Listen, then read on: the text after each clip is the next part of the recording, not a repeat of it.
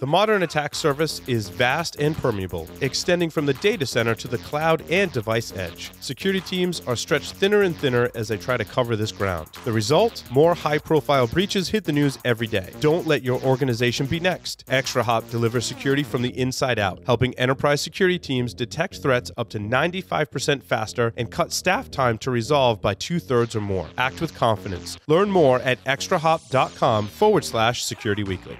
Effectively securing your organization and its reputation requires a smarter approach. To maximize efficiency and minimize risk, security experts turn to LogRhythm, the only leading solution built solely for security teams by a security team committed to your success. With next-gen SIEM, user and entity behavior analytics, network traffic and behavior analysis, security automation and orchestration, and compliance, LogRhythm provides security made smarter. Welcome back, everyone. A quick reminder. RSA Conference 2019, March 4th through the 8th. It's a similar deal, right? You get a discount code for attending RSA if you're listening to this show. So basically, you can use the discount code 5U9SWFD, get $100 off a conference pass. So make sure that you do that. It's going to be a lot of fun. Same thing, securityweekly.com/conference request will get you to the page where you can request a free briefing or a paid interview, which will air on Enterprise Security Weekly. That's securityweekly.com/conference request. It's going to be a busy show, but a good one. Looking forward to seeing many of our peers out there. So, Jason, you've put together some stories for this episode. Let's jump into them. Sure. Ed Moyle is still here with us as well. Absolutely. And thanks for staying on. We definitely appreciate it. So I love it. Yeah.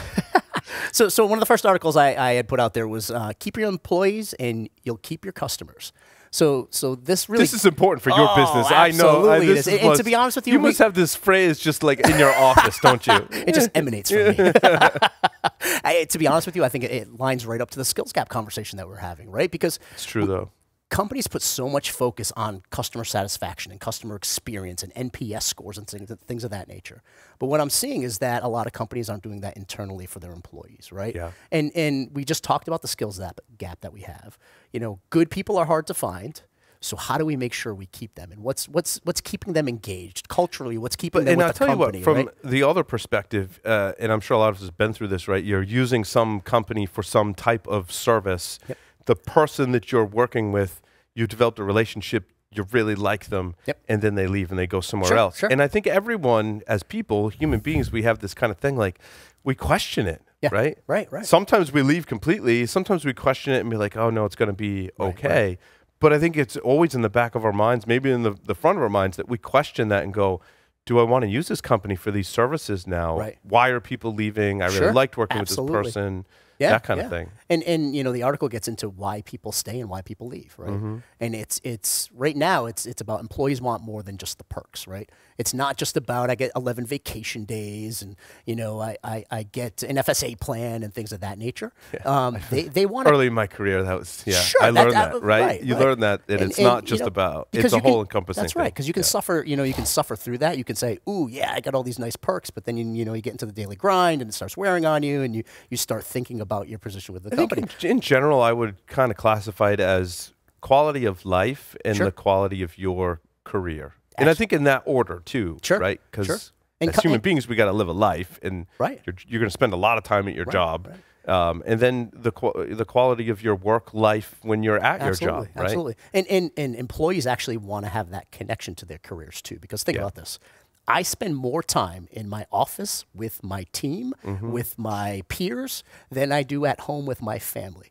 I need to have that connection. I need to have that value. And companies really need to start thinking about how do I add value, because this person is literally dedicating the majority of their life while they're working for us to this company, right? So how do we add that value back to the employee, right? To keep that 360-degree satisfaction happening, right? So how much of that is how much of it is the work itself, I'm wondering, right? Because you know, one thing that a couple jobs ago, I worked for a large, co-location cloud provider type place. And, one of the challenges we had was burnout for the people who were doing like incident response and log review, that kind of stuff. I mean, how much of it is like, because you can, do like a job rotation, right? Where you swap people out. They do cross training, learn different skills at the same time that you're keeping them satisfied. So how much of it is the job and how much of it is other stuff, like they believe in what the company's doing and they can see their impact? So most studies, and in my experience, Ed, to answer your question, will point to the person's manager as being the largest influential factor to employee happiness, right? And so not the work, at least in what I've experienced, Ed, and what I've read, it's not so much the work as it is your manager. And the work does play into it. It's not zero, right? Right. But I think your manager. But a lot of it is the connection to the the mutual belief system and values and culture and work-life balance. So if your manager supports those same beliefs and those same values, you're more apt to stay, because again, they can kind of be a shield for you too, to that upper management, and kind of take the brunt of some of that stress and what's coming down. So yeah, it's really the article actually leaned toward most people stay because of the belief system and the values, and a lot of employees will stay with an organization and not necessarily get that higher level pay because they want that balance, right? They're willing to accept that balance with a little bit less pay to have that alignment with the values and the belief system of the organization, and really that connection to their career, right? Knowing I'm making a difference, knowing I'm adding value. What else you got? Yeah, so the next one I had, let's see here. So the next one I had was, and this I would love your input on. So it's called The Troubling Trajectory of Technological Singularity. So this is the rapid pace of artificial intelligence and machine learning in that whole myth of singularity, and really taking some moral compass and bringing it into the mix, right? So at what point do we start saying, the machines don't know all, we have to have some kind of human element to it? And and really took you through that story of when it gets here, what do we do with it, and how do we have that moral compass and building into that 10, 15, 20 years from now. So I'd love to get your feedback on that. Yeah, I think that there'll always be automation, and I think this is healthy, and this is what I tell. Fortunately, someone told me early on in my career, and what I tell all of my peers and employees is that you want to automate yourself out of a job every time. And using these technologies, we can't be scared of them. It's not a bad thing. If we don't use them, someone else is gonna. Absolutely. And you should always be working towards that goal and working towards the next best thing. I think it goes back to the start of our interview with Ed, right, where we said, technology is going to move forward, and it's a good thing because you're going to be able to work on new things and always learning the new things and automating, what came after it. So I agree with that, right? And I think we should always take that step forward. I think we should always be diving into the new technologies, because that's how we learn the risk, right? That's how we get exposed to any risk. And if you look at even just, so I've been doing a lot with switching, and you look at switching technologies and VLAN technologies, a lot of our C-levels are familiar with the components that make up your network, because you have to be a CIO or CISO, right? And back in the day, like, you needed more switch ports, or you needed to change, you had to go physically move a cable, and I'm sure it might have required more people, right, to go move cables and move switches, because you can't just go remote into a switch and change the VLAN or do whatever. But that gave birth to a whole slew of network engineers that are now improving the state of networks today. Right. And security and IT is going to move in the same directions, and we're just always going to be learning new things. So I think we have to embrace the new technology, not adopt it too early, like I did with the firewall upgrade. They pushed me to an upgrade that's really buggy, but that kind of stuff happens. Yeah. So one thing that's interesting to me about this, the AI thing specifically. So I've been kind of trying to educate myself on AI safety, and like, AI safety, like not like in the Skynet scenario, but like kind of more in the scenario of what you're talking about, which is like making sure that there's a human element.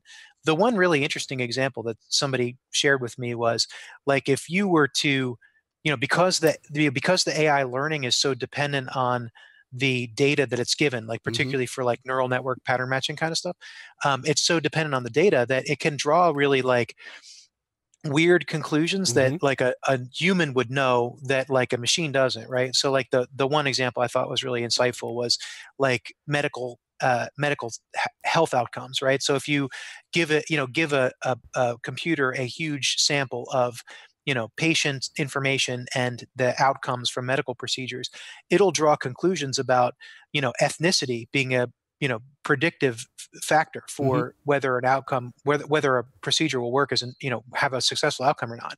And, any human will say, well, of course there's socioeconomics, there's, a whole host of other societal issues that drive that, but a machine doesn't know. So it can, somebody being there to, apply some reason to this stuff, I think is really super important. And a lot of people aren't thinking about it that way. Right. And that's kind of the nature of this article, right? It's almost like we need to have a trust but verify type scenario, right? Start trusting some of the data coming through, but make sure you're verifying it. Because I read a similar article, and it was they were using machine learning or AI to to kind of fine tune diversity in the workplace. And once they kind of let the algorithm go wild, they realized it was having the polar opposite effect. Right. So it actually started taking the data and was having the polar opposite effect where it wasn't creating a diverse workforce. It was actually targeting workforce. So, it had a bad outcome. So it's that, we have to ensure we have that trust but verify scenario where we're taking all this data, because again, it's garbage in, garbage out. And, some of that data is reliant on humans, and humans aren't perfect. And, we need to make sure we're trusting but verifying. Sure. And there's emergent properties, right? I mean, you get a data sample that's big enough, and there are emergent things that just we can't see that, when you look at that data in aggregate, start to show up. And it's just, who knows what that stuff is, right? Sure. Mm-hmm. Sorry, Jason was going to push you to the next. No worries. Next topic. Just about to jump to it.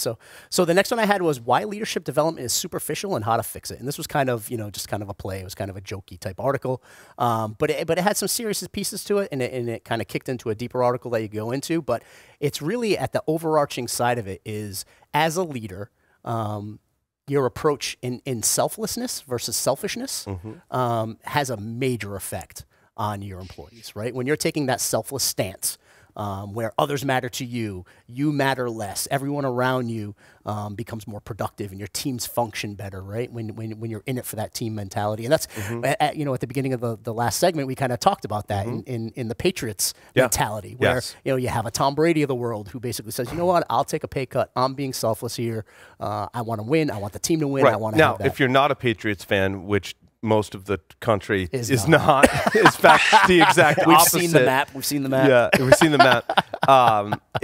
It's a great. So there's a couple of books. I've only read the first book from Jocko and the other co-author that I can't remember the name, called Extreme Ownership, and they talk exactly what you're talking. I mean, basically, the book is about that selflessness that they learned from being in the SEAL unit, right? He's gone on to write another book, and I'm told he now has a podcast as well. Oh, cool. He did a podcast interview. I think the podcast he was on encouraged him to do his own. So I think he has his own podcast now. If that's a topic that you're interested in, to me, that's the best resource absolutely. For it. Absolutely. And just a great Extreme Ownership. Yeah, I bought the book after you mentioned it. So it's awesome. It? Absolutely. Yeah, it is really, absolutely really awesome. good. And it's really about your effectiveness is how you can create that environment for other people to thrive, right?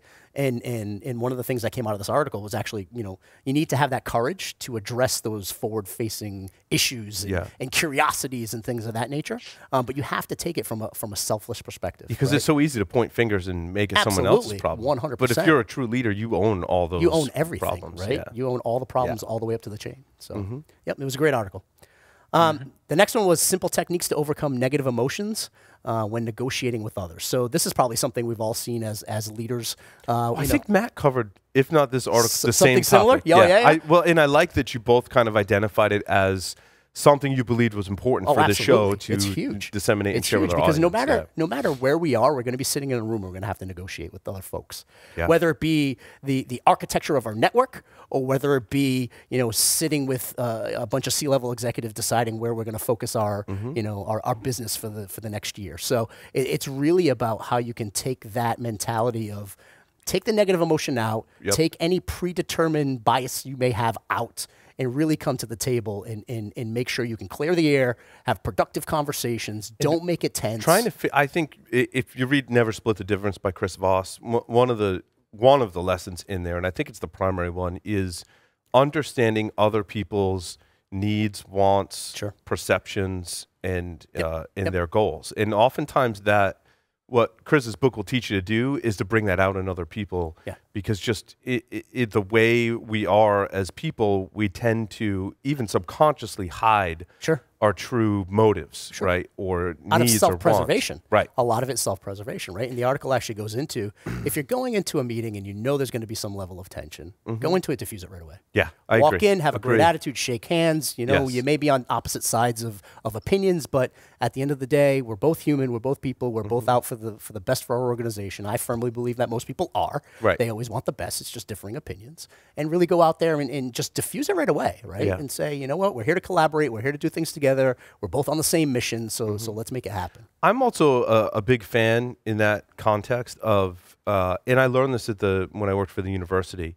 because there was, you know, I think when you work for, I don't know if you worked for universities before, but you know, there's people that have been working there for 30 years. Sure. And they're resistant to change. Yeah. And the tactics that I use, like with those groups, is first of all, respect. Like, 100%. One, you've been running IT systems, I mean, at that time, probably before I was born, right? Right. They were running IT systems. Right. So I want to learn as much as I can from you, because that's just awesome. And the second thing was, I would have the meeting before the meeting happened. I would go to them personally, sit down in their office, you try and learn something from them and say, I think we should, you know, go in this direction. What do you think about that? What are your objections? What am I missing? That way they're prepared, they're comfortable. You're not rolling a grenade in the room at the exactly. meeting. It was it was, and if they didn't agree, I'm like, that's fine. Maybe I change my strategy to deal with some of the facts and situations that I wasn't aware of because I had the meeting before. Absolutely. And they got a chance to really tell me about that without being in, you know, locked in a room for an hour where they feel like they can't go into all those other details because of time, or they don't, you know, there's mixed people in the room. I'd sit down with Jason and be like, so dude, I want to do this. Like, tell me, what are the objections? Like, what's the bad? What's what do the we good? need to get through? Yeah, exactly. Yeah, and to be honest with you, tether right into the, you know, there were 3 different points, you know, diffuse it before it escalates was one. The other was the power of humor, stories, and metaphors. You have that conversation ahead of time. You can start telling your story. You can start, you know, preparing them for what's going to happen. You can tell stories about the why. Why are you trying to accomplish? Why you have this opinion, right? And the other one is, once you start in the negotiation, have a little humility, apologize if you need to, be sincere, right? Be vulnerable, right? Be able to say, oh, sorry, I didn't realize that this was your your feeling or your opinion. You know what I mean? So it's really having a little bit of that, you know, that humility, being able to tell stories. And At the end of the day, it's build the relationship. Yeah, and understanding the impact from their perspective is important, because you may not understand why. Like I did early, why is that connection so important, right? Why is the fact that these two systems can communicate, why is that so important, right? And when you're implementing security, especially, that is making decisions, as even today in applications down to when we implemented the first firewalls and everything in between, basically the systems we're putting in are making decisions as to, is this good behavior, is this bad? If you're stopping that, you have to understand all of the impacts. Yep. And that took years of my career to really, truly, before, you know, I screwed things up a lot before I learned that. So learn from my mistakes. Don't do that. You know, one quick trick, if it's helpful, you know, so one of the things that, you know, I used to work with a lot of auditor types, right?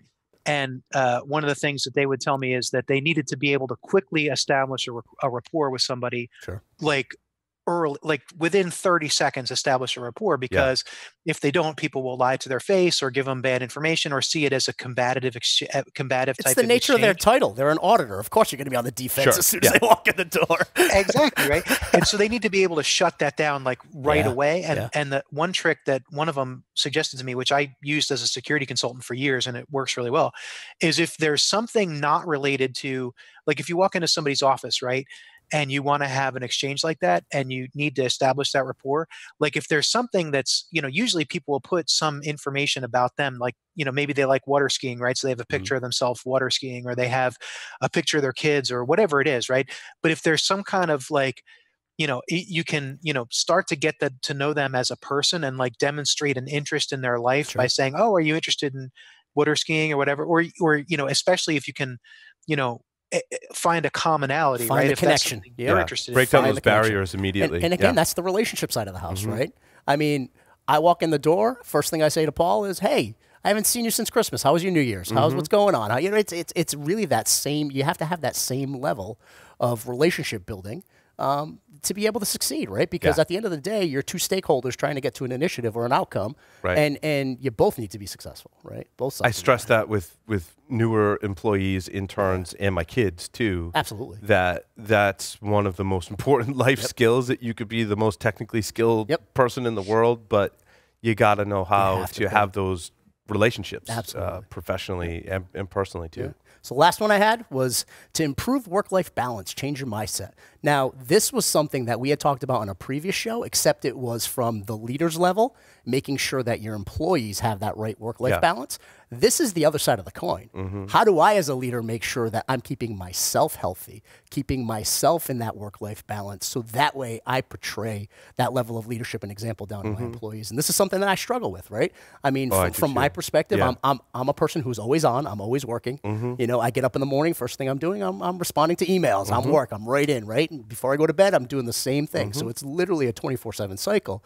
And it really shows you that as a leader, you need to take that perspective of, wait a minute, I need to stop. I need to take care of myself. And this is something that over 2019, I want to get better at myself. You know, exercise more, eat better, take care of myself. Because again, I need to continue to be a leader for my folks on my team, right? I need to continue to be that example for the folks on my team. So if I'm not leading by example, I just don't feel right. I've always really sucked at the work-life balance, to be quite honest. And my strategy lately is, well, a lot of good ideas have come from this show, you know, with Michael and Matt and Jason, and having all this great advice that is professional advice for your career, but also the life part of it, right? Is important. And I'm a big fan of just trying different stuff, right? So like recently, for example, I've been changing around my schedule a little bit, and we're kind of monitoring to see how that works. I think where you really get in trouble, both in your career and in your life, is if you just keep doing the same thing. Exactly. And maybe you may try and address a problem here or there, but you're not really changing.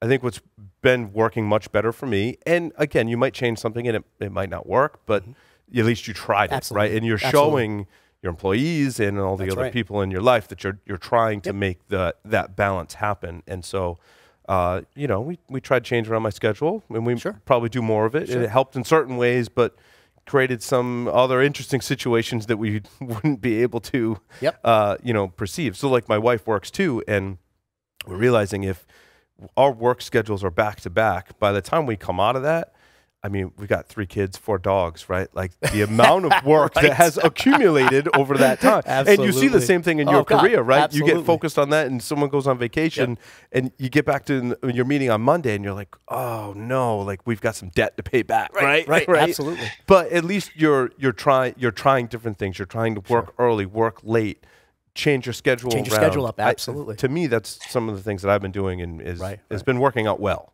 you know.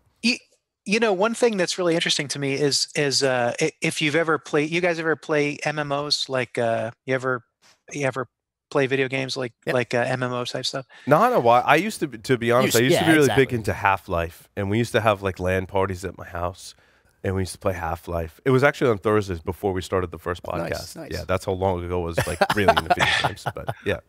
Well, the reason I'm going there is that somebody explained it to me, like, you know, so I played a healer, right, in MMOs, right, because I'm a nerd, and then, you know, whatever. But but they always say the first rule of healing is to heal yourself first, right? Because you know, if you die, everybody dies, right? But if you're able to keep yourself up, even though it might mean, you know, making a sacrifice where you're not doing something else that you also really need to do, you're ensuring the viability of the whole group, you know? So I just thought that was really interesting because, you know, there's something to that, like in terms of what you were talking about, you know, making sure that you're taking care of yourself first so that you can continue to take care of the group. It's just really, you know, there's something to it. Yeah, no, and to be honest, the article went through that, right? I mean, you're most effective when you're in a solid mental state. So you can take care of, you know, the business of your business, right? And employees will pick up right away if you're stressed, if you're worn out, if you're burnt out, and then they start to take on that burden as well, right? So you don't want to push that burden down on your personnel and your folks. So you want to make sure that you're in a good place taking care of yourself, so that way you can be that selfless leader to take care of your folks on your team. Awesome. Makes sense. Well, Ed, thank you very much for sticking around for the whole show. It was nice having you. Yeah, thanks for staying. Really absolutely, it's been great. Jason, always nice to have you here. Thank you, sir. In studio. Great to be here. So thank you, everyone, for listening and watching this edition of Business Security Weekly. We'll see you next time.